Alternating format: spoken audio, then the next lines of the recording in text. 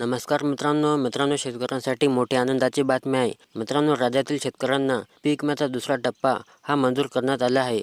तर बघा मित्रांनो, हा पीक विमा कोणत्या पिकांसाठी मंजूर केला आहे आणि कोणत्या जिल्ह्यातील किती शेतकऱ्यांना या पीक विम्याचा लाभ मिळणार आहे, याबाबत आज आपण सविस्तर माहिती या व्हिडिओच्या माध्यमातून पाहणार आहोत। तर मित्रांनो, व्हिडिओ शेवटपर्यंत बघा।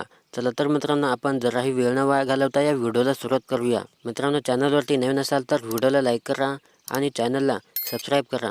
तर बघा मित्रांनो, राज्यातील शेतकऱ्यांसाठी मोठी आनंदाची बातमी आहे।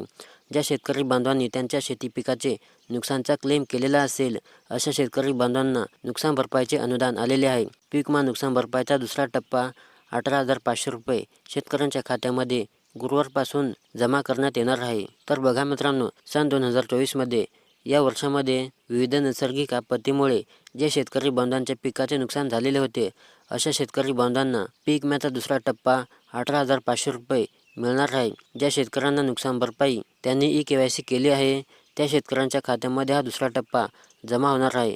तर बघा मित्रांनो, दुसरा टप्पा हा 14 जिल्ह्यामध्ये जमा करण्यात येणार आहे। बघा मित्रांनो, जालना, नाशिक, अहमदनगर, अकोला, अमरावती, बीड, बुलढाणा, धुळे, हिंगोली, जळगाव, कोल्हापूर, लातूर, नागपूर आणि नांदेड या 14 जिल्ह्यामध्ये हा दुसरा टप्पा वाटप करण्यात येणार आहे। बघा मित्रांनो, बाधित शेतकऱ्यांना दुसऱ्या टप्प्यामध्ये आर्थिक मदतीसाठी 357 कोटी 4,42,000 रुपये मंजूर करण्यात आले आहेत।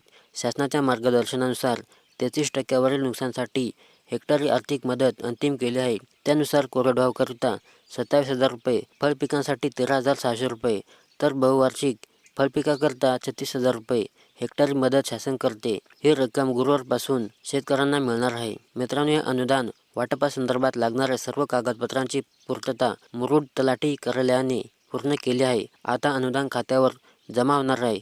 ही प्रतीक्षा शेतकऱ्यांना आहे।